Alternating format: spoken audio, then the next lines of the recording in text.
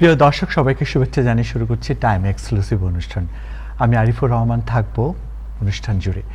দর্শক, আমরা যে গুরুত্বপূর্ণ বিষয়গুলো নিয়ে আজকে চোখ রাখবো তার মধ্যে গুরুত্বপূর্ণ একটি অংশ হচ্ছে যে জোহরান মামদানি প্রশাসন কোন পর্যায়ে, অর্থাৎ তার যে ওভারঅল যে নির্বাচনী প্রতিশ্রুতি দিয়েছিল সেই প্রতিশ্রুতিগুলো কোন পথে, আমরা সে বিষয় নিয়ে কথা বলবো। আমরা বিশেষ একটি সাক্ষাৎকার আমাদের টাইম টেলিভিশনের সিইও জনাব আবু তাহের বাংলাদেশ দুইজন স্বনামধন্য চিকিৎসকের সাথে কথা বলে বাংলাদেশের হাম পরিস্থিতির আদ্যোপান্ত কি এবং এর পেছনের কারণটা কি, কেনই বা এমন মৃত্যুর মিছিল, সেই বিষয়ে উনি একটি বিশেষ সাক্ষাৎকার গ্রহণ নিয়েছেন।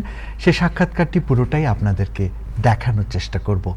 আর বরাবরের মতোই আমাদের নিউজ আপডেট জানাবেন জনাব নাজমুল হাসান। ধন্যবাদ আরিফ এবং ধন্যবাদ টাইম টেলিভিশনের সকল দর্শক শ্রোতা এবং প্যানেলিস্ট সবাইকে সালাম এবং শুভেচ্ছা। আশা করি আপনারা সবাই ভালো আছেন। আজ শনিবার মে মাসের 16 তারিখ। চুক্তি না হলে ইরানের জন্য খুব খারাপ সময় অপেক্ষা করছে, এমনটি মন্তব্য করেছেন ইরানের প্রতি হুঁশিয়ারি উচ্চারণ করে প্রেসিডেন্ট ট্রাম্প।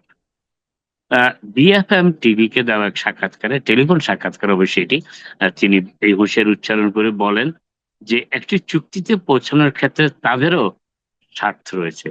প্রেসিডেন্ট মনে করেন যে চুক্তিটা হলে ইরানেরও স্বার্থ রক্ষা হবে, তবে কি স্বার্থ ইরানের রক্ষা হবে সেটা তিনি বলেননি যদিও। তবে ইরানের পররাষ্ট্রমন্ত্রী আব্বাস আরগাসি গতকাল অবশ্য জানিয়েছেন যে নতুন করে আলোচনার আগ্রহ প্রকাশ করে ট্রাম্প প্রশাসনের কাছ থেকে একটি বার্তা পেয়েছে ইরান সরকার।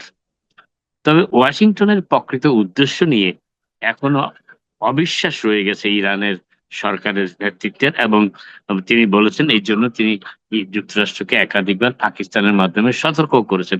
কারণ হিসেবে তিনি উল্লেখ করেছেন যে এর আগে ইরানের পারমাণবিক কর্মসূচি নিয়ে যখন দুই সরকারের প্রতিনিধিদের মধ্যে আলোচনা অব্যাহত ছিল, অর্থাৎ আলোচনা চলমান থাকা অবস্থাতেই ইরান আক্রমণ করেছে যুক্তরাষ্ট্র।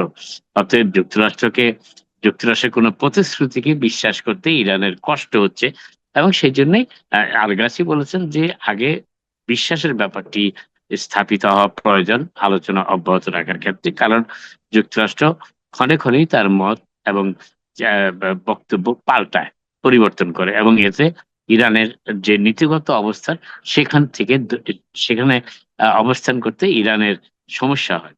এই জন্যই তারা বলেছে আগে যুক্তরাষ্ট্রকে ঠিক করতে হবে যে তারা আলোচনাটি কোন বিষয়ে তারা করতে চায়, এবং সেই বিষয়ে তাদের একটি স্থির সিদ্ধান্ত জানাতে হবে যে এটি তারা আর কখনো পরিবর্তন করবে না। এদিকে আজকে নিউ ইয়র্ক টাইমস জানাচ্ছে যে ইরানে এখন প্রেসিডেন্ট ট্রাম্প ইরান নিয়ে বড় ধরনের কিছু সিদ্ধান্ত নিতে পারেন, সেটি নিউ ইয়র্ক টাইমস এর খবর যদিও। এবং ট্রাম্প আরো বেশি বোমা মেরে এই অচল অবস্থা ভাঙার সিদ্ধান্ত নিতে পারেন, সেটি উল্লেখ করা হয়েছে নিউ ইয়র্ক টাইমস এর রিপোর্টে। এবং এমনটা মাথায় রেখে আবার অভিযান শুরু করতে ইতিমধ্যেই পরিকল্পনা তৈরি করে রেখেছেন তার শীর্ষ উপদেষ্টারা। তারা পরিকল্পনা তৈরি করেছেন যদিও, তবে উপদেষ্টা এটাও জানিয়েছেন যে ট্রাম্প তার পরবর্তী পদক্ষেপের বিষয়ে এখনো কোনো সিদ্ধান্ত দেননি, কিংবা গ্রহণ হয়তো বা করেননি। তবে স্বার্থ সংশ্লিষ্ট দেশগুলোর কর্মকর্তারা সমঝোতায় পৌঁছানোর চেষ্টা করছেন, অর্থাৎ ইরানের সাথে যুক্তরাষ্ট্র যাতে আর যুদ্ধে জড়িয়ে না পড়ে।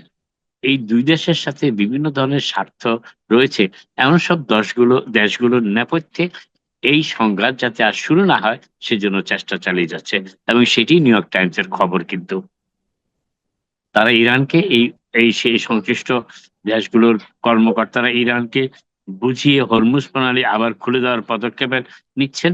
পাশাপাশি এটা হলে তারা মনে করেন যে ট্রাম্প নিজেকে বিজয়ী ঘোষণা করতে পারবে, অর্থাৎ ট্রাম্পের জন্য একটি এক্সিট রাস্তা খুঁজছেন দুই দেশের সাথে সংশ্লিষ্ট নেতৃবৃন্দ, সংশ্লিষ্ট দেশগুলোর কর্মকর্তারা। তিনি সন্দিহান আমেরিকান ভোটারদের বোঝাতে পারবেন, যারা এখনো সন্দিহান রয়েছে যুক্তরাষ্ট্রের ইরান অভিযানের ব্যাপারে, তাদেরকে প্রেসিডেন্ট ট্রাম্প বুঝাতে পারবেন যদি হরমুজ প্রণালীকে উন্মুক্ত করার ঘোষণা দুই দেশের মধ্য থেকে আসে, তাহলে ইরানে এই ব্যয়বহুল ও প্রাণঘাতী সামরিক অভিযান সফল ছিল।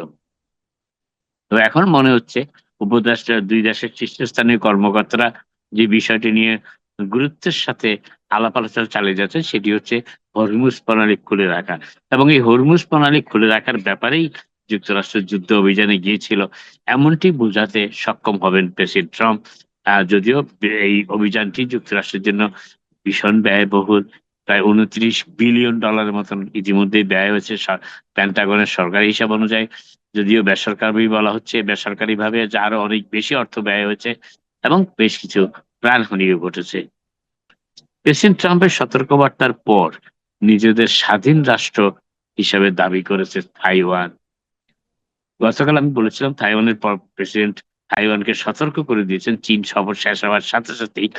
চীন সফর শেষ করে বিমানে ওঠার পরপরই তিনি বলেছেন তাইওয়ান যেন তাড়াহুড়া করে স্বাধীনতা ঘোষণা না করে।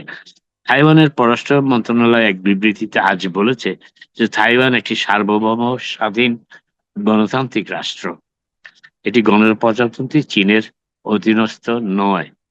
গত সপ্তাহে সদ্য সমাপ্ত সফরে চীনের প্রেসিডেন্ট শি জিনপিং প্রেসিডেন্ট ট্রাম্পকে তাইওয়ানকে সমর্থন না দেওয়ার জন্য চাপ সৃষ্টি করেন। চীন বরাবরই তাইওয়ানকে নিজেদের ভূখণ্ডের অংশ বলে দাবি করে আসছে। বল প্রয়োগ করে তাইওয়ান দখলের যে হুমকি চীন দিয়ে আসছে তা মোকাবেলায় আমেরিকার নিরাপত্তার উপর ব্যাপকভাবে নির্ভরশীল, আমেরিকানদের উপর ব্যাপকভাবে নির্ভরশীল তাদের দেশের নিরাপত্তার ব্যাপারে এই দ্বীপ রাষ্ট্র তাইওয়ান। লং আইল্যান্ড রেল রোডের স্ট্রাইক চলছে। আপনারা জানেন যে গতকাল রাত মধ্যরাত থেকে স্ট্রাইক, এই ধর্মঘট চুক্তি সংক্রান্ত আলোচনা ব্যর্থ হওয়ায় জোরে গতকাল মধ্যরাতের পরপরই ৩,৫০০ কর্মী এই লং আইল্যান্ড রেল রোডে কাজ করেন, বিরত থাকেন। যারা যুক্তরাষ্ট্রের সবচেয়ে ব্যস্ততম কমিউটার রেল ব্যবস্থা এখন অনেকটা অচল। লং আইল্যান্ড রেল রোডের পরিষেবা পরবর্তী নির্দেশ না দেওয়া পর্যন্ত স্থগিত ঘোষণা করেছে মেট্রোপলিটন ট্রান্সপোর্ট অথরিটি। এই ব্যাপারে অবশ্য গভর্নর হোকুল কয়েক ঘন্টা আগে জানিয়েছেন যে তিনি মেট্রোপলিটন ট্রান্সপোর্ট অথরিটিকে নির্দেশ দিয়েছেন তারা যেন যে যারা এই এই ধর্মঘট ডাকার ব্যাপারে সিদ্ধান্ত নিয়েছেন তাদের সাথে আলাপ আলোচনা অব্যাহত রাখেন, যাতে লং আইল্যান্ডবাসীর লং আইল্যান্ডবাসীর যে দুরবস্থা যাতায়াতের ব্যাপারে সেটি কিছুটা লাঘব হয় দ্রুত এই সমস্যার সমাধানের জন্য।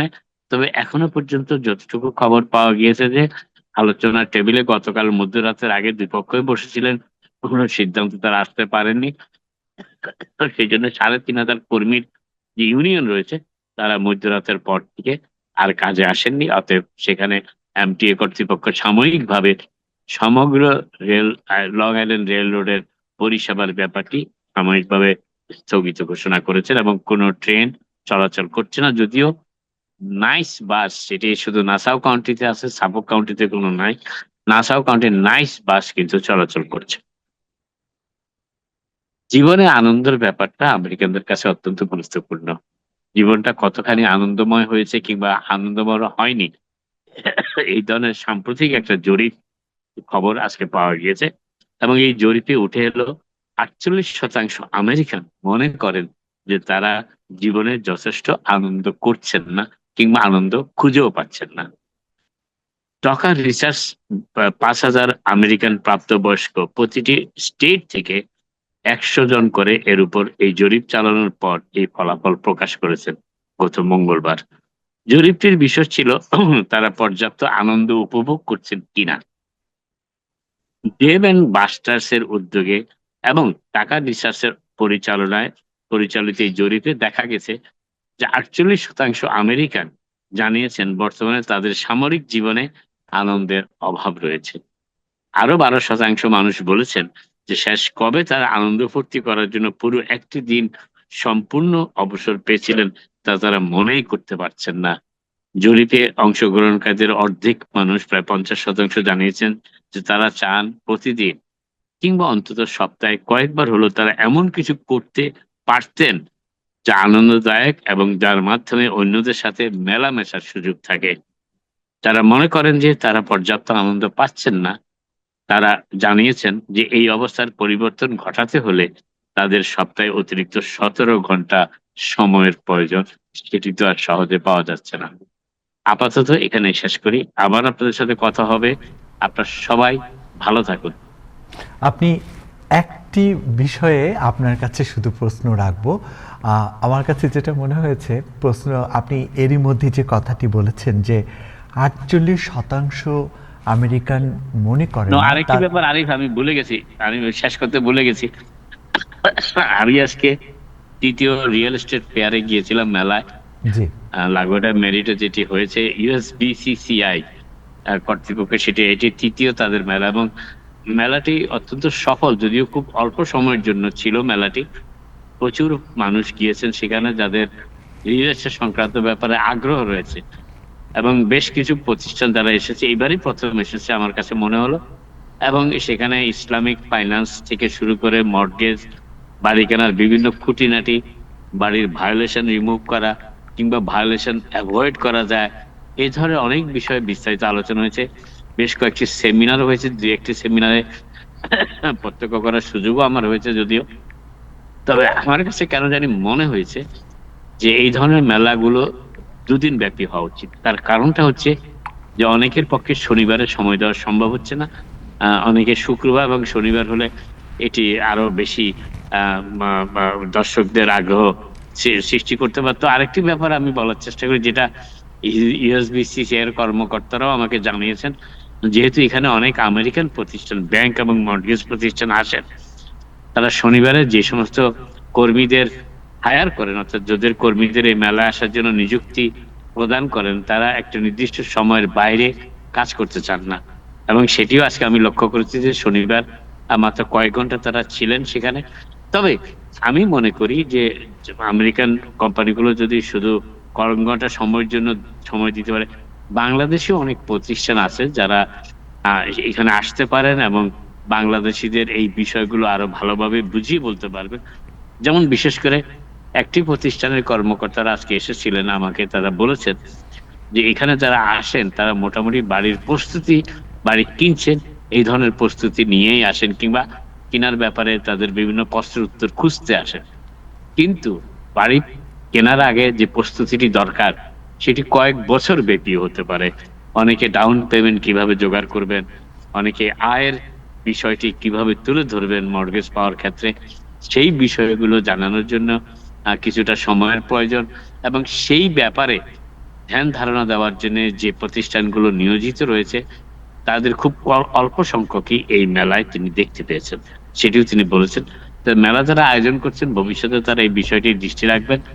মেলা অত্যন্ত সফল, এবং আমার কাছে মনে হয়েছে যে জায়গাটি কিছু কিছু ক্ষেত্রে কম মনে হয়েছে। দুপুরে একটা সময় আমার কাছে বেশ ভিড় সেখানে আমি অনুভব করেছি। তবে যাদের সাথে কথা বলেছি, যারা এই মেলায় এসেছেন, তারা বলেছেন, তাদের একটা বড় অংশই বলেছেন যে মেলার ব্যাপারে তাদের মূল আগ্রহটি ছিল মর্টগেজ পাওয়ার ক্ষেত্রে। সেই ব্যাপারে তারা অনেকটা সন্তোষজনক উত্তরও পেয়েছেন যারা মর্টগেজ প্রদান করে থাকেন। এখন তারা প্রস্তুতি নেবেন কিভাবে বাড়ি ক্রয়ের ব্যাপারটি সম্পন্ন করতে পারেন। সেক্ষেত্রে এই রিয়েল এস্টেট মেলাটি খুব সফল। আপনি আমাদের সাথেই থাকুন, আমরা এই ইভেন্টটি কাভারেজ করেছি, আমরা সেই প্রতিবেদনটি একটু দেখব, তারপরে আবার আপনার সাথে আরেকটু কথা বলবো। আপনি একটু আমাদের সঙ্গে থাকুন, আমি ব্রডকাস্ট বিভাগকে বলবো যে প্রতিবেদনটি দেখানোর জন্য।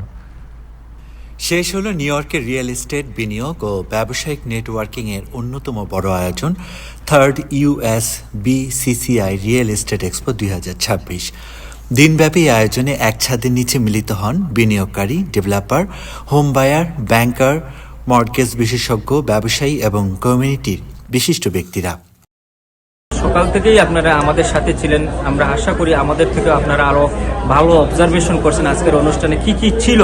তো মেইন যেটা হলো, এইখানে আমরা সকাল থেকে ব্রেকফাস্ট থেকে শুরু করে এখন একদম শেষ পর্যায়ে আমাদের ইভেন্টটা, অনেকগুলো সেমিনার হয়েছে, আপনার 4-5 রানিং সেমিনার চলছে, সব এক্সিবিটররা আসছে টাইমলি, তাদের রিয়েল এস্টেট ব্রোকার থেকে শুরু করে মর্টগেজ ব্রোকার, অ্যাটর্নি, ইন্সপেকশন, দেন ডেভেলপার কোম্পানি, এরপরে আসে আপনার ল্যান্ড ডেভেলপ করছে যারা, এখানে নতুন বিজনেস উদ্যোক্তা যারা আসছে, নতুন যারা রিয়েলেটর লাইসেন্স নিচ্ছে তারাও উদ্বুদ্ধ হচ্ছে কাদের সাথে ব্রোকারেজের সাথে যাবে। এগুলো আমাদের নতুন একটা অভিজ্ঞতা হচ্ছে, যারা আমাদের কমিউনিটিতে আমরা জানি না অনেকে লাইসেন্স দিচ্ছে, কিন্তু কাদের সাথে বিজনেস শুরু করবে যে ব্রোকার হাউস, আমরা অনেকে ইন্ট্রোডিউস করে দিচ্ছি।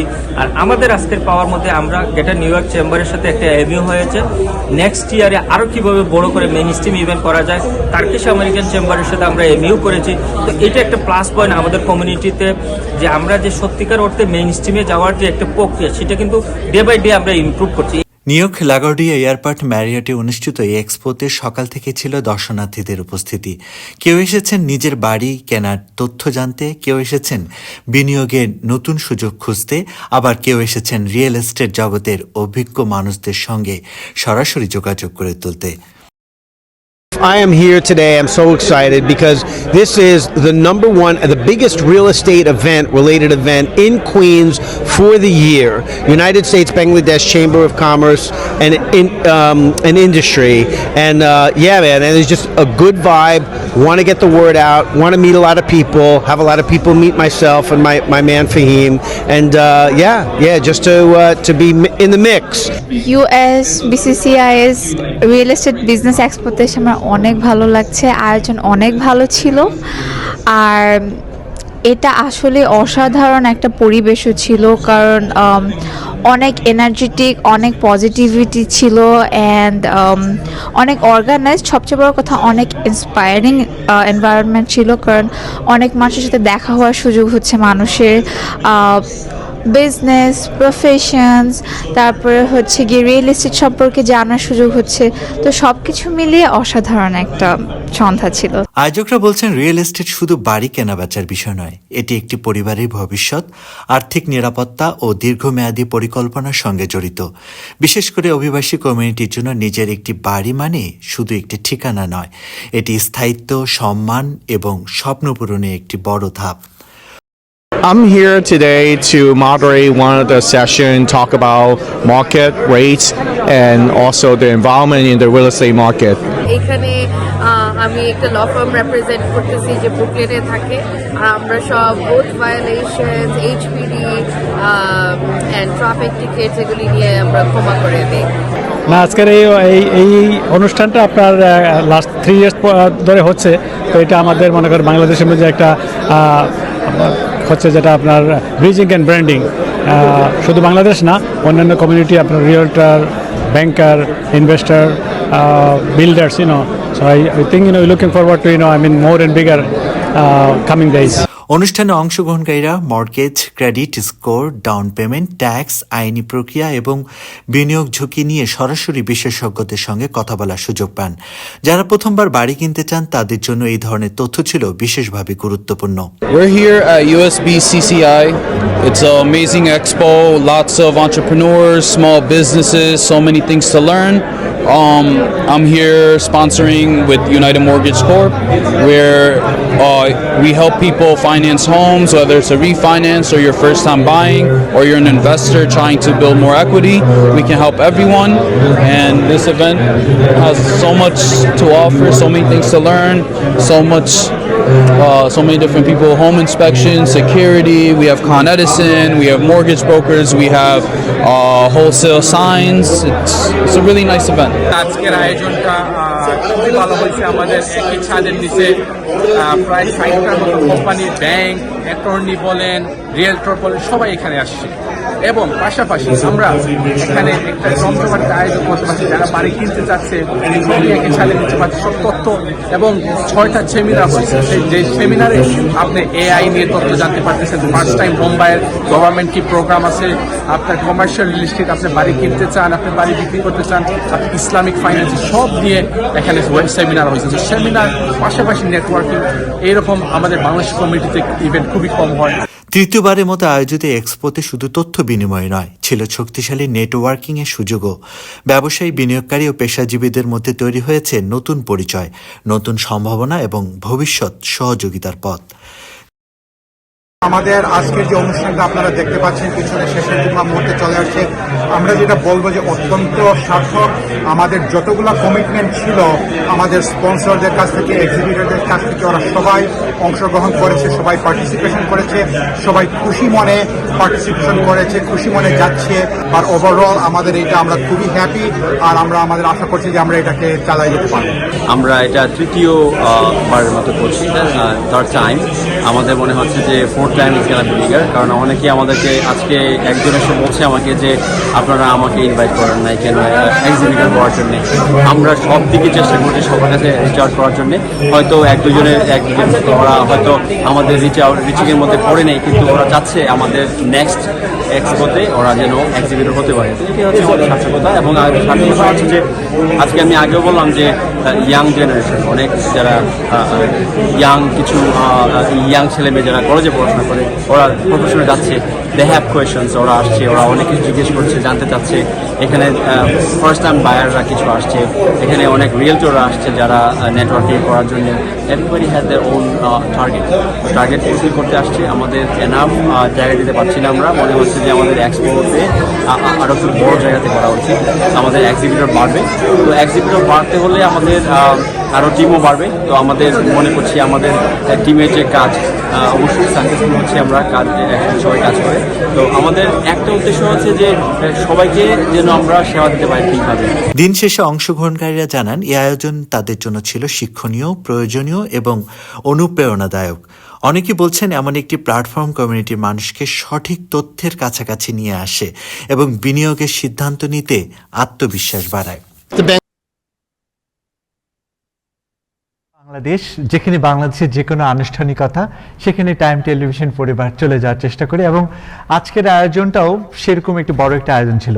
আমি নাজমুল ভাইকে বলবো যে আপনি কিছুক্ষণ আগে যেটা বলেছেন যে আরও একটা দিন বাড়লে এই আয়োজনটা আরও ভালো হতো, আপনার কাছে এটা কেন মনে হয়েছে? এবং এরই মধ্যে অনেকে কমেন্টস করেছে যে এই মেলার আজকের এই দিনটা অনেকের কাছে সঠিকভাবে তথ্য যায়নি, এই বিষয়ে কিছু বলার আছে কিনা?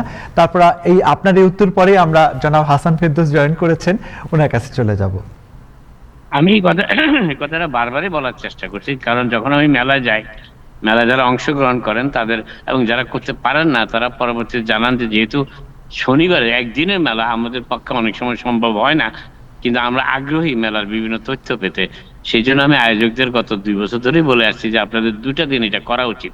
তারাও তাদের সীমাবদ্ধতার কথা জানিয়েছেন, এবং তারা আজকে অবশ্যই একজন আয়োজক আমাকে বলেছেন যে তারা চিন্তা ভাবনা করছেন যে আগামী বছর শুক্র শনিবার এটি করা যায় কিনা, বাট এখনো কোনো সিদ্ধান্ত হয়নি। আমি যেটা মনে করি যে 2 দিন করলে যারা একদিন মিস করেন তারা সেকেন্ড ডেতে আসতে পারেন, কারণ এখানে অনেক গুরুত্বপূর্ণ প্রয়োজনীয় তথ্য থাকে। সরাসরি বাড়ি কেনা, বাড়ি ইনভেস্ট করা, বাড়ির বিভিন্ন ভায়োলেশন সম্পর্কে অনেক তথ্য পাওয়া যায়।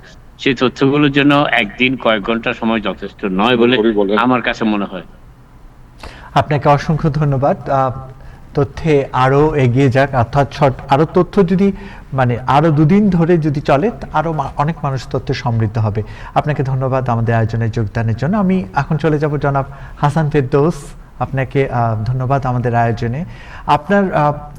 আমরা যে বিষয়টি নিয়ে এখন কথা বলতে চাই, জোহরান মামদানি নির্বাচনী প্রতিশ্রুতিই বা কি ছিল, এখন কোন পথে জোহরান মামদানি সেই প্রচারণার যে কমিটমেন্টগুলো ছিল সেই কমিটমেন্টগুলো কোন পথে? পাশাপাশি এখন যে প্রতিটি স্টেপে অনেক সমালোচনা শোনা যাচ্ছে, আবার আলোচনাও আছে, তো আপনার এই বিষয়ে কি মূল্যায়ন তার ব্যাপারে? ধন্যবাদ আরিফ, সবাইকে শুভেচ্ছা। সবচেয়ে বড় খবর, জোহরান মামদানি গত সপ্তাহে ঘোষণা করেছেন যে নিউ ইয়র্ক সিটির বাজেট অনেকদিন পরে ব্যালেন্স করা হয়েছে, আয় ব্যয় সমান সমান। $125 বিলিয়ন বাজেট তিনি ঘোষণা করেছেন, প্রাথমিকভাবে ঘোষণা করেছেন, এবং এটা একটা ব্যালেন্স বাজেট, যেটা আমরা আশা করিনি, কারণ প্রায় $12 বিলিয়ন ডেফিসিট ছিল। $12 বিলিয়ন ডেফিসিট, এই হোলটা তিনি পূরণ করেছেন কিভাবে? প্রথমত তিনি বড় রকমের সাহায্য পেয়েছেন স্টেট থেকে, গভর্নর হকুল তাকে সাহায্য করেছেন, $1.5 বিলিয়ন তার কাছ থেকে পেয়েছেন স্টেট থেকে। প্রাথমিক চাইল্ড কেয়ার, শিশু পরিচর্যার ক্ষেত্রে সাহায্য করেছেন, এবং প্রি কে পর্যায়ের শিক্ষার ক্ষেত্রে শিক্ষা ব্যবস্থাকে এক্সপ্যান্ড করার জন্য সাহায্য করেছেন $1.5 বিলিয়ন। তিনি আরও প্রায় $3 বিলিয়ন বাড়তি আশা করছেন বাড়ি প্রপার্টি ট্যাক্স থেকে। প্রপার্টি ট্যাক্স কিরকম আপনারা জানেন? প্রথম প্রস্তাব হয়েছিল যে নিউ ইয়র্ক সিটিতে প্রপার্টি ট্যাক্স 10% বাড়ানো হবে, কিন্তু তার সেই প্রস্তাবে সমর্থন তিনি পাননি। বিশেষ করে আফ্রিকান আমেরিকানরা খুব ক্ষুব্ধ হয়েছিল তার এই প্রস্তাবে, কারণ তারা তাদের বক্তব্য অনুসারে এমনিতেই আমাদের নিউ ইয়র্ক শহরে ট্যাক্সের পরিমাণ অনেক বেশি, নতুন করে 10% ট্যাক্স ইম্পোজ করা মানে আমাদের উপরে বোঝা চাপিয়ে দেওয়া। সেই পথ থেকে সরে এসে মামদানি এখন বিলিয়নিয়ারদের উপরে, যাদের একাধিক বাড়ি আছে, দ্বিতীয় বাড়ির উপরে ট্যাক্স ইম্পোজ করছেন, এবং ট্যাক্স থেকে তিনি আশা করছেন অ্যাটলিস্ট $3 বিলিয়ন তিনি অতিরিক্ত আয় পাবেন। প্রাথমিকভাবে বলতে পারি আমরা যে মামদানি তার অনেক প্রতিশ্রুতি রাখবার চেষ্টা করছেন, অনেক প্রতিশ্রুতি থেকে সরে এসছেন। আমি আগেই বললাম চাইল্ড কেয়ার, প্রি কে এক্সপ্যানশন, আমি বললাম টেনেন্ট রাইটস এক্সপ্যান্ড তিনি করেছেন, সেখানে প্রায় টেনেন্টদের সাহায্য করার জন্য, তাদের রিপেয়ার কাজে সাহায্য করবার জন্য, মেনটেন্স সাহায্য করবার জন্য তিনি অলমোস্ট $50 মিলিয়ন তিনি এক্সট্রা দেওয়ার ব্যবস্থা করেছেন। আরো ইন্টারেস্টিংলি মামদানি শুধু বড় বড় প্রমিসই করছেন না, যখন তিনি দেখছেন যে আমি প্রমিস রাখতে পারবো না, তিনি কম্প্রোমাইজও করছেন। আমি একটু আগে বললাম প্রপার্টি ট্যাক্সের কথা, বলেছিলেন যে তিনি প্রপার্টি ট্যাক্স ইম্পোজ করবেন। যখন তিনি দেখলেন পলিটিক্যালি পসিবল না, তিনি সুইচ করলেন এবং এই বিলিয়নিয়ার্স সেকেন্ড হোমের উপরে ট্যাক্স ইম্পোজ করা শুরু করলেন। ইন্টারেস্টিংলি তার এই কাজটা সম্ভব একমাত্র হয়েছে তার এবং গভর্নর হকুলের কোঅপারেশনের মাধ্যমে। তারা একে অপরের সঙ্গে হাতে হাত মিলিয়ে কাজ করছেন, দুজনেই একে অপরকে প্রয়োজনে। আমরা আগে দেখেছি যে আগের ইনফ্যাক্ট গত 2-3 অ্যাডমিনিস্ট্রেশনে দেখেছি আমরা সিটি মেয়রের সাথে গভর্নরের সম্পর্ক একটা মধুর ছিল না। মামদানি ক্ষমতায় আসবার সঙ্গে সঙ্গে বা তার আগে থেকে কিন্তু হকুলের সঙ্গে একটা চুক্তি, তিনি অলিখিত চুক্তি করে ফেলেছেন। তা কি, তিনি ফর্মালি হকুলকে, এই যে এবছর নির্বাচন হবে গভর্নর পদে, হকুলকে তিনি এন্ডোর্স করেছেন। বড় একটা তার পাওয়া।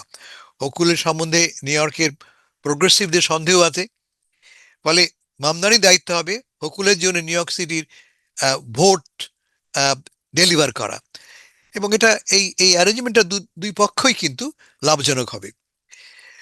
মামদানি খুব ছোট ছোট স্মল তিনি গেইনস করছেন এবং সবার চোখে তিনি পড়ছেন তার গেইনসগুলি। যেমন ধরো যে তিনি স্ট্যাটেন আইল্যান্ডে 1 লক্ষ পটহোলস তিনি সংস্কার করেছেন। 1 লক্ষ পটহোলস। গত শীতে দেখেছি আমরা বরফের কারণে পটহোলস হয়েছে অলমোস্ট 1 লক্ষ, এবং তা তিনি পুরো ভরে দিয়েছেন। ফলে কোয়ালিটি অফ লাইফ উন্নত হচ্ছে, এটা বলতে পারি আমরা। তিনি ইললিগাল ডাম্পিং ব্রঙ্কসে বন্ধ করেছেন, এটাও সিগনিফিক্যান্ট, আমি বলবো তার জয়। এবং সবচেয়ে ইন্টারেস্টিং হচ্ছে যে এই লোকটি সবসময় ভিজিবল নিউ ইয়র্কে, সবসময় সর্বত্র মনে হচ্ছে তিনি 24 ঘন্টা কাজ করেন, এবং সোশ্যাল মিডিয়া তার চাইতে ভালো ব্যবহার আর কেউ করে বলে মনে হয় না। এই কথাগুলো আমি কেন বলছি, মানছি যে সব প্রমিস রাখতে পারবেন, রাখতে পারছেন না। রেন্ট ফ্রিজ তিনি করতে পারেননি, তিনি ফ্রি বাস চালু করতে পারেননি। গ্রসারির কথা বলেছিলেন, গ্রসারির কথাও এই পথ এগুচ্ছে খানিকটা হলো, একটা গ্রসারি তিনি ব্রঙ্কসে উদ্বোধন করার কথা ভাবছেন। কিন্তু this are very minor failures in the broader পিকচারে। ব্রডার পিকচারটা কি, আমি যেটা বললাম একটু আগে, শহরটাকে অধিক বসবাসযোগ্য করে তোলা। ক্ষুদ্র ক্ষুদ্র তিনি যে সমস্ত ভিক্টরি অর্জন করছেন, আমার ধারণা এর ফলে এই শহরের মান উন্নত হচ্ছে। এবং ইন্টারেস্টিংলি আমরা মামদানি নির্বাচিত হওয়ার সময় আগে পরে অনেকেই বলেছেন, এই টেলিভিশন চ্যানেল অনেক বলেছেন Mamdani will be big failure. এই টেলিভিশনের পর্দায় অনেকে এসে বলেছেন এই কমিউনিস্ট এসে আমাদের 12টা বাজাবে, শহরের সব বড় লোকরা এই শহর ছেড়ে পালাবে। কেউ কিন্তু পালায়নি, ঠিক উল্টো ঘটেছে। এই মুহূর্তে মামদানির অ্যাপ্রুভাল অলমোস্ট 50%, সেখানে প্রেসিডেন্ট ট্রাম্পের অ্যাপ্রুভাল 33%, 34%। মামদানির 48 থেকে 50% approval, which is a big positive মামদানির জন্যে। আর একটা কথা মাথায় রাখতে হবে যে মামদানিকে একজন অতি বামপন্থী, একজন কমিউনিস্ট, একজন র্যাডিক্যাল ইত্যাদি নামে নানাভাবে চিত্রিত করা হয়েছে। প্রেসিডেন্ট ট্রাম্প দেখেছি আমরা, দক্ষিণপন্থীরা দেখেছি আমরা, এমনকি দলের ভেতরেও এই তার দলের ভেতরেও যারা মধ্যপন্থী বা যারা দক্ষিণপন্থী, ইনক্লুডিং কংগ্রেশনাল লিডার্স, হাকিম জেফরিজ মনে করা যাক, বা আমাদের চাক শুমার সেনেটে আমাদের ডেমোক্রেটদের লিডার, এরা সবাই তার প্রতি বিরূপ ছিলেন, এখনো আছেন। কারণ তারা মনে করেন যে মামদানির কারণে যেই তার কথা মতো র্যাডিক্যাল লেফটের উত্থান ঘটছে। এই র্যাডিক্যাল লেফটের কারণে নভেম্বরের নির্বাচনে বোধ করি আমরা মানে বলছি আমি, ডেমোক্র্যাটরা তাদের কাঙ্ক্ষিত বিজয় অর্জন করতে পারবেন না, কিন্তু উল্টো ঘটছে। আমরা কি দেখছি, মামদানির সাফল্যের কারণে ডেমোক্রেটিক পার্টির ভেতরে এই সো কল র্যাডিক্যাল লেফট বড় রকমের কিন্তু গেইন তারা অর্জন করছে। অ্যাটলিস্ট প্রাইমারি লেভেলে দেখতে পাচ্ছি আমরা অন্তপক্ষে 5টি শহরে মিউনিসিপ্যালিটিতে আগামী নির্বাচনে মামদানিপন্থী এইরকম বামপন্থী র্যাডিক্যাল সো কল আমরা দেখব নির্বাচন করছেন এবং বোধ করি জিতে আসছেন। এটা একটা এই আমেরিকান নির্বাচনের জন্য একটা বড় রকমের পরিবর্তন। মাথা রাখতে হবে যে সারা বিশ্বজুড়ে একটা ট্রেন্ড দেখতে পাচ্ছি আমরা, একদিকে দক্ষিণপন্থীর উত্থান এবং তার প্রতিবাদে বামপন্থীর উত্থান। এটা আমরা বিলাতে মাত্র নির্বাচন হয়ে গেল, এক্স্যাক্টলি একই ছবি দেখেছি আমরা। খুব গেইন করেছে দক্ষিণপন্থীরা, যেমন রিফর্ম পার্টি, পাশাপাশি রিফর্ম পার্টিকে চ্যালেঞ্জ করে গ্রিন পার্টিও বড় রকমের গেইন করেছে। এই যে ফেনোমেননটা মধ্যপন্থীদের ত্যাগ করে হয় রাইট অথবা লেফট গেইন করছে, আমার ধারণা যে এটাই আগামী রাজনীতিতে, আগামী সময় রাজনীতিকে ডিফাইন করবে। Thank you. আপনাকে ধন্যবাদ, চমৎকার বক্তব্য দিয়েছেন। চমৎকার এই অর্থে বলছি যে এখানে সব কিছুই ছিল, অর্থাৎ সমালোচনাও ছিল এবং আলোচনাও ছিল। আমি আপনাকে একটি প্রশ্ন শুধু করতে চাই যে আপনি কি মনে করেন যে এই অবস্থায় এখন যে বিশ্লেষণটা আপনার বক্তব্যে চলে আসলো, এই অবস্থা যদি সামনের দিকটা এইভাবেই চলতে থাকে, সামনে নিয়োগবাসীর জন্য ভালো কোনো খবর কি অপেক্ষা করবে? অনেকগুলি ফ্যাক্টর কাজ করে। প্রথমত মেয়র সাহেবের হাত কিন্তু বাঁধা। যেমন বললাম প্রপার্টি ট্যাক্স, তিনি প্রপার্টি ট্যাক্স সিটির মধ্যে বাড়াতে বলেছিলেন, কিন্তু সিটি কাউন্সিল বলল না, কোনো অবস্থাতেই না। তার মানে তাকে কাজ করতে হচ্ছে অনবরত, হয় স্টেট গভর্নরের সাথে অথবা সিটি কাউন্সিলের সাথে। প্রগ্রেস তিনি করতে চান, চাইলেই হবে না। এই যে চেক অ্যান্ড ব্যালেন্স, যেটা আমাদের ফেডারেল গভর্নমেন্টে অ্যাবসেন্ট, কার্যত কাজ করছে না, সুপ্রিম কোর্ট না, কংগ্রেস না, কোনো কিছুই প্রেসিডেন্ট ট্রাম্পকে চেক অ্যান্ড ব্যালেন্সের মধ্যে রাখতে পারছে না। সিটিতে দেখতে পাচ্ছি আমরা গভর্নর একদিকে তার রাষ্ট্র টেনে ধরছেন, অন্যদিকে কাউন্সিল। তারপরেও যে অত্যন্ত প্র্যাগম্যাটিক্যালি, খুব বাস্তব বুদ্ধিসম্পন্ন পথে মামদানি এগুচ্ছে, এটাই কিন্তু আশার লক্ষণ।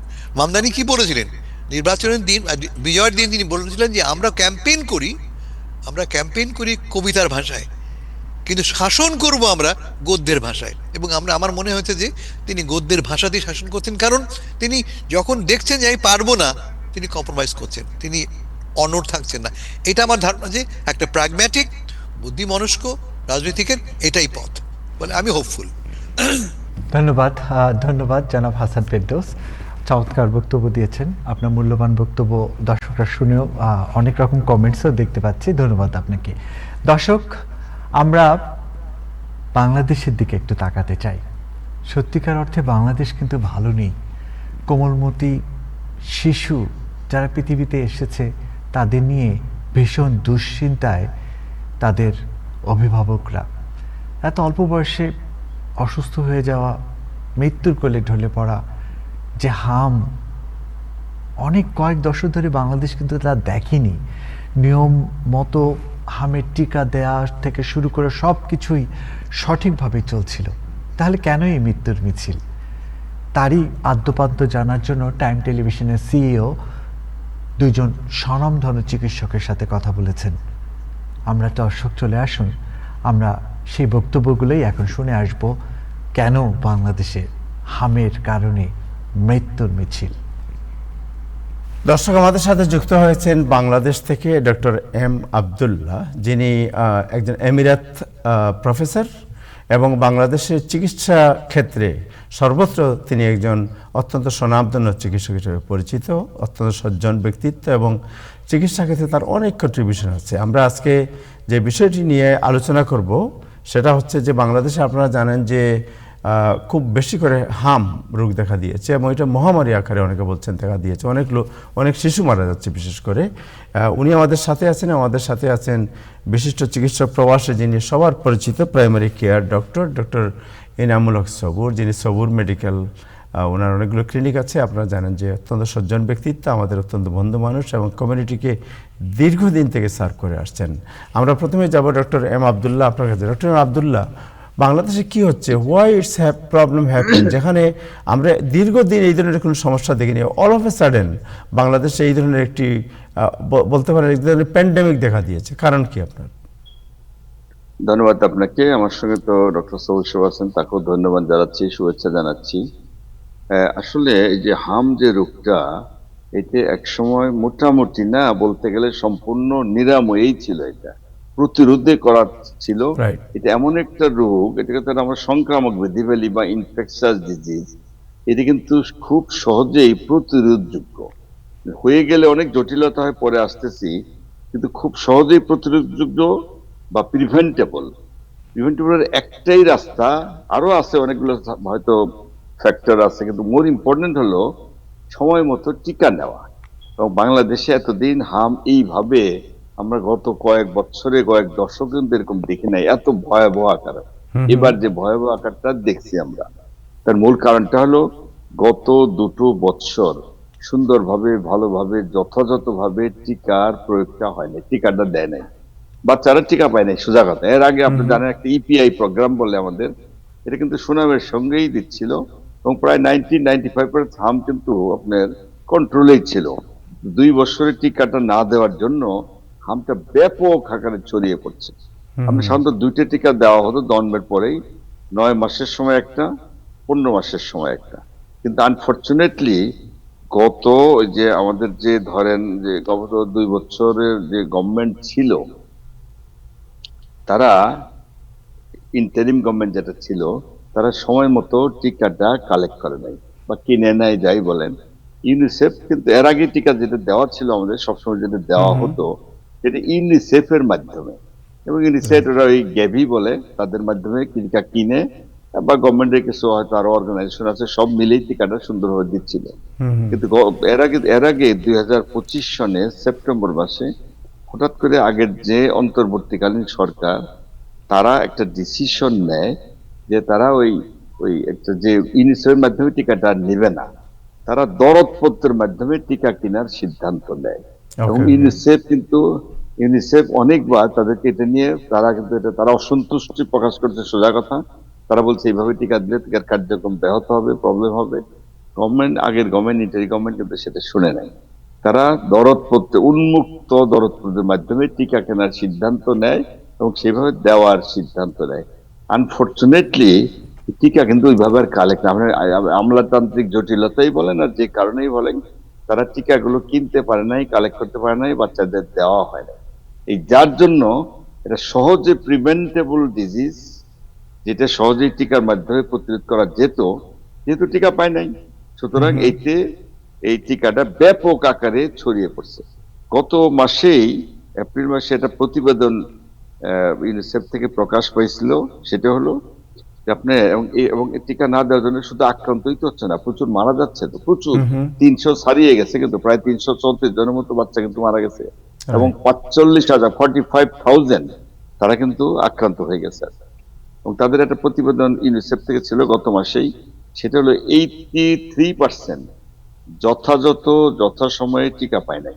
কেউ একটা পাইছে, সেকেন্ডার 2টা ডোজ দিতে হয়, যেটা 9 মাসে 15 মাসে, যেটা আমি বললাম। কেউ একটা পাইছে, কেউ একটা পায় নাই, কেউ নেই নাই। এবং এমনও আছে 66% তাদের বাচ্চার বয়স 2 বছরের কম, আর 83% যথাযথ টিকা পায়। তার মানে মেজরিটি টিকাটা পায় নাই, টিকা পাওয়ার জন্য আক্রান্ত হয়ে গেছে। এবং আক্রান্ত হওয়ার জন্য প্রথমে তো এপ্রিল থেকেই শুরু হয়ে গেছে বা আগের মাস থেকেই শুরু হয়ে গেছে, এবং এটা ব্যাপক আকারে সারা বাংলাদেশে, কারণ 64টা জেলার 58টা জেলার মধ্যেই কিন্তু ছড়িয়ে পড়ছে। এবং যেভাবে বাড়ছে, আমার মনে হয় যে আর বাকি কোনো জেলা বোধ হয় আর বাদ থাকবে না, এত ঝামেলা হচ্ছে।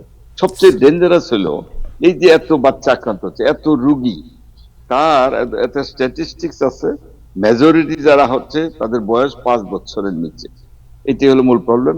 এবং আরেকটা প্রবলেম হলো আমাদের ধরেন এই যে এতগুলো বাচ্চা, হাসপাতালে এত রুগী হয়ে গেছে, কোনো বেডে জায়গা নাই, কি করবো, একটা বেডে 4টে বাচ্চা শোয়া রাখছে বা 3টে বাচ্চা শোয়া রাখে চিকিৎসা দিলে। এমনকি বেড না থাকার জন্য আপনি ফ্লোরে শুয়ে রাখতে বাচ্চাকে, ফ্লোরে, বারান্দায়, যেখানে পাচ্ছে, চিকিৎসা দিচ্ছে, এই একটা প্রবলেম। আর সেকেন্ড হলো অনেকগুলো বাচ্চা, আপনি জানেন যে হাম কিন্তু ইটসেলফ ডেঞ্জারাস না, এটার জন্য সাধারণত কেউ মারা যায় না, মারা যায় জটিলতায়। এবং সবচেয়ে ডেঞ্জারাস জটিলতা যারা মারা যাচ্ছে, মেজরিটি মারা যাচ্ছে কিন্তু নিউমোনিয়া হয়। নিউমোনিয়া, বুকের মধ্যে নিউমোনিয়া, রেসপিরেটরি ইনফেকশন, অনেকে ডায়রিয়া হচ্ছে, বমি হচ্ছে, ডায়রিয়া হয়ে আবার ডিহাইড্রেশন হচ্ছে, অপুষ্টিতে ভুগতেছে, তাতেও প্রবলেম হচ্ছে। ডায়রিয়া মামসে যেমন, মিজলসে যেমন অপুষ্টি করাচ্ছে, আবার অপুষ্টি বাচ্চাদেরও কিন্তু মিজলসের ঝুঁকিটা বেশি হয়ে যাচ্ছে। সুতরাং সব মিলে পরিস্থিতি ভয়াবহ। আরেকটা ডেঞ্জারাস হলো এই যে নিউমোনিয়া হয়, বাচ্চাদের দেখা যায় যে নিউমোনিয়া, রেসপিরেটরি সময় আইসিইউ লাগে। এন্ড আইসিইউ তো এত বেড নাই, বিশেষ করে কিছু কিছু আইসিইউ আছে বড় বড় হাসপাতালে, সরকারি বড় বড় হাসপাতালে আছে বা বেসরকারি হাসপাতালে, পেরিফেরিতে, যেমন উপজেলা, এমন ইভেন অনেক জেলাতেও তো আইসিইউ নাই। সুতরাং ওখানে তো প্রবলেম হচ্ছে। সব যে আইসিইউ লাগে তা না, কিন্তু যাদের আইসিইউ লাগে আইসিইউ তো দিতে পারছে না।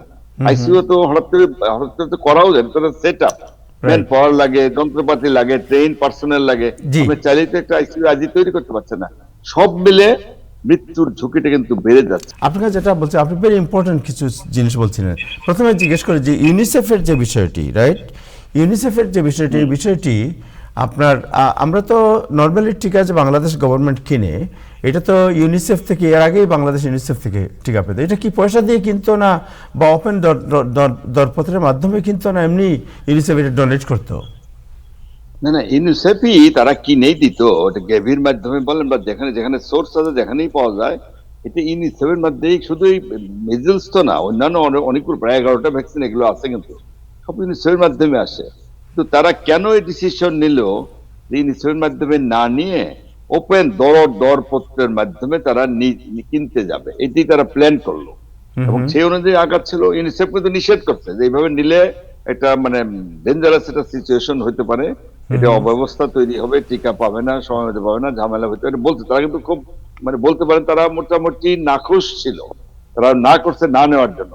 কিন্তু তারা যারা কর্তা ব্যক্তি, যারা এদের সঙ্গে জড়িত ছিল, তারা ওদের কথা শুনে নাই।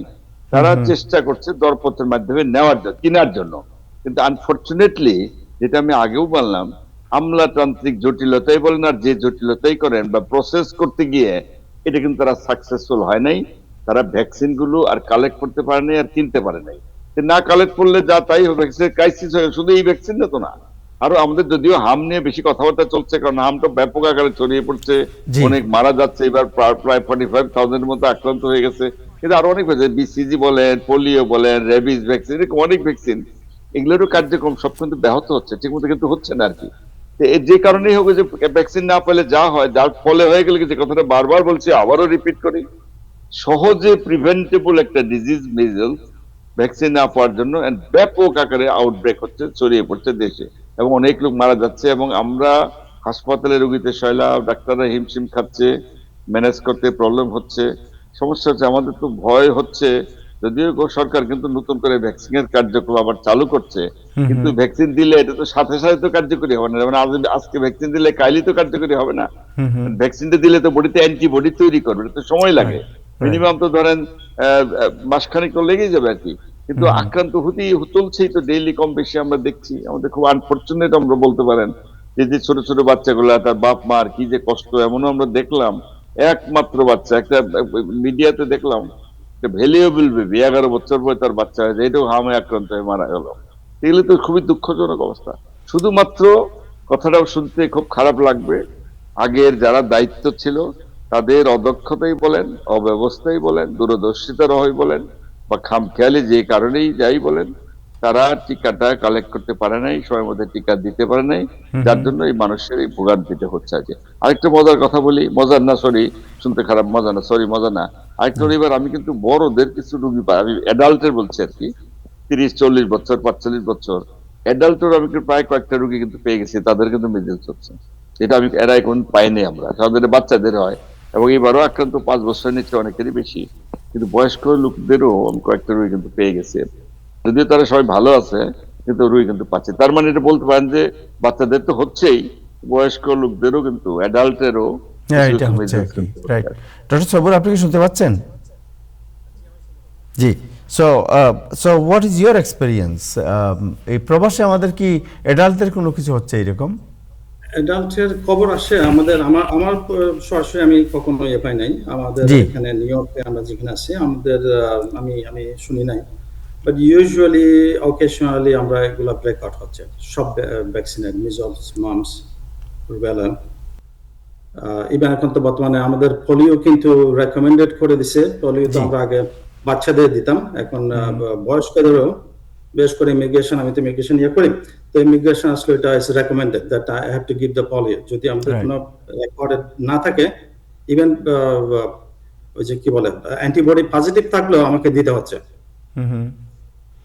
So in some cases, so আমাদের এখানের অথরিটি ইজ গুড, বাট বর্তমানে ভ্যাকসিন নিয়ে একটু হচ্ছে আর কি, আমাদের চেঞ্জ আসছে।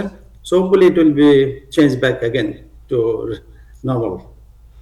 So thank you. আপনাকে শেষ একটা প্রশ্ন করি, আমি জানি আপনার কাজ আছে আরেকটা জায়গায় আপনি যাবেন, শেষটা তারপরে আমি ডক্টর আবদুল্লাহর সাথে ডিটেইলস কথা বলবো যে প্রবাসে যারা আছে, আমরা শিশু আছে, যারা বয়স্ক আছে, এনি সাজেশন ফর দেম? আমাদের এখানে সাজেশন হচ্ছে আপনার অলওয়েজ প্রাইমারি কেয়ার এবং পিডিয়াট্রিকের সাথে যোগাযোগ রাখবেন এবং সব ভ্যাকসিন যেন ওনারা নেয়। এখানে তো ভ্যাকসিন অ্যাভেলেবেল আছে এবং most of the time insurance covers, আর যাদের প্রাইভেট ইন্স্যুরেন্স আছে তাদেরও ইন্স্যুরেন্স কভার করে। এবং প্রত্যেকটা ভ্যাকসিন, যেটা ডক্টর আব্দুল্লাহ সাহেব বললো, এখানে বাংলাদেশের নাই, ওটা দিতে পারতেছে না, বাট আমাদের এখানে দিতে পারতেছে। দিতে পারার পরও অনেকে কি করে ইগনোরেন্সের জন্য নিচ্ছে না। So this is kind of shame. বেশ করে কিছু বয়স্কদের ভ্যাকসিন যেগুলো আছে, আপনার ওই সিংগ্রেক্স দিচ্ছি আমরা সিঙ্গলসের জন্য, নিউমোনিয়া ভ্যাকসিন, এগুলো ইভেন মিজল মামস গুলো আমরা বয়স্কদের সাজেস্ট করতেছি, প্লাস ভেরিসেলা ভ্যাকসিন। তো এগুলা নেওয়াটা ভেরি ইম্পর্টেন্ট। প্লাস ইয়ারলি যে ওই ফ্লু ভ্যাকসিন যেটা আছে, জি, সেটাও very important. Thank you so much. Thank you doctor Sabuj, join করার জন্য আপনাকে অনেক ধন্যবাদ, সময় দেওয়ার জন্য। আমি জানি আপনার অন্য জায়গায় যেতে হবে, আজকে ফ্রাইডে, সো থ্যাংক ইউ আপনি সময় দেওয়ার জন্য। জি, আপনাদের দুজনকেও ধন্যবাদ, বিশেষ করে ডক্টর আব্দুল্লাহ স্যারকেও ধন্যবাদ ওনার মূল্যবান টাইম এবং ইনফরমেশনের জন্য। তোমার একটা কুইক সাজেশন হবে মানে বাংলাদেশের জন্য। জি, আমরা তো অনেক ডাক্তার আছি বাংলাদেশে যারা আছে, তারা ইন্ডিভিজুয়ালি আমরা কেন এই ভ্যাকসিন গুলা প্রোভাইড করি না? ইন্ডিভিজুয়ালি মানে আমরা না, এটার জবাব হলো আপনি যে কথাটা বললেন, যেমন ইন্ডিভিজুয়ালি যেখানে যেমন গ্যাভি থেকে ইলে ওই ইনসেপ কালেক্ট করে তো যেখানে তো পাওয়া যায় না এটা। ইভেন রুগী যদি চাইও, not available in the open market, আমি যেখানে চাইলেই তো পারবে না। এটা আমার কিনে নেওয়া তো তখন না, রুগীরেও আমাদের অনেক বাপ মা যারা বাচ্চার জন্য দেওয়ার জন্য ব্যস্ত, তারা চাইলেই তো পাচ্ছে না এটা। এটা সাধারণ জিনিসের মাধ্যমে সরকারি ভাবে দেওয়া হতো এভরিওয়্যার মোরলেস, এবং এর কার্যক্রম সুন্দরভাবেই চলছিল। এই যে যেটা বললাম, যে কোনো কারণে গত 2 বছরে প্রবলেমটা হয়ে গেছে। সুতরাং ইন্ডিভিজুয়ালি আমি চাইলে কিন্তু আমি দিতে পারবো, আমি চাইলে কিন্তু আমি কোথায় পাবো? It is not available in the open market. That is a problem. UNICEF ওই যে গ্যাভির মাধ্যমে অন্য সোর্স থেকে তারা কালেক্ট করে দিতে হয়, সেই জন্য এটা আমরা চাইলেই পাচ্ছি না আমরা। আরেকটা প্রবলেম আমি জাস্ট একটু এর মধ্যে অ্যাড করি, একটু বললাম যে ভ্যাকসিন না দেওয়ার জন্য মেজরসটা ব্যাপক আকারে বেড়ে যাচ্ছে, এপিডেমিক আকারে। আরেকটা প্রবলেম ছিল ওই যে একটা ভিটামিন এ খাওয়ানো হতো, ভিটামিন এ, এটাও কিন্তু মোরলে সব বাচ্চাদের খাওয়ায়, সেটাও কিন্তু ওইটাও বন্ধ হয়ে গেছে এই 2 বছরে, এটাও দেওয়া হয় নাই। ভিটামিন এ সব বাচ্চা ইভেন অ্যাটাক হলেও তো খাওয়ানো হয়, 2টা ডোজ দেয় প্রথম দিন, একটা তার এজ ওয়েট অনুযায়ী পেডিয়াট্রিশিয়ান যারা আপনার দেন। কিন্তু ভিটামিন এ ক্যাম্পেইন যেটা, এটাও স্টপ ছিল। এছাড়া ধরেন আরো কিছু আছে মানুষের মধ্যে অ্যাওয়ারনেস, যেমন যাদের ব্রেস্ট ফিডিং করায় না তাদের এটা বেশি হয়, যারা অপুষ্টিতে ভোগে, ম্যাল নিউট্রিশন, তারাও তো ম্যাল নিউট্রিশনটাও তো মোর ইম্পর্টেন্ট। এটাও যতটা কাজটা সুন্দরভাবে হয়তো হয় নাই। সুতরাং মাল্টিপল ফ্যাক্টর জড়িত এর মধ্যে, কিন্তু মোর ইম্পর্টেন্ট হলো টাইমলি ভ্যাকসিন পায় না। That is right. So timely যে ভ্যাকসিনের কথা আপনি বললেন, যে সাবেক সরকার যাদের উচিত ছিল এটা কিনা টাইমলি, বাট তারা যে কোনো কারণে হোক এটা লেন্দি প্রসেসে গিয়ে কিনতে পারেন, এবং আজকে বাংলাদেশে এই প্রবলেম হচ্ছে। সো হোয়াট ইজ দি, মানে আপনি কি মনে করেন যে এখন পর্যাপ্ত ভ্যাকসিন আছে আমাদের মজুদ, যেটা এই ক্রাইসিস ফেস করতে পারবে? না, এটা সেটা তো ঠিক। এখন গভর্নমেন্টও ভ্যাকসিন কিন্তু ব্যাপক হারে দিচ্ছে, শুরু করছে অলরেডি। আমার মনে হয় যে খুব যা কাজকর্ম চলছে এটা তো ঠিকই আছে, কিন্তু প্রবলেম হলো যেটা বললাম একটু আগেই, আপনি ভ্যাকসিন আইজি দিলে কালকেই তো আর ভালো হবে না। ভ্যাকসিন তো প্রোটেকশন দেবে, বডিতে অ্যান্টিবডি তৈরি করবে, কিন্তু সময় লাগবে।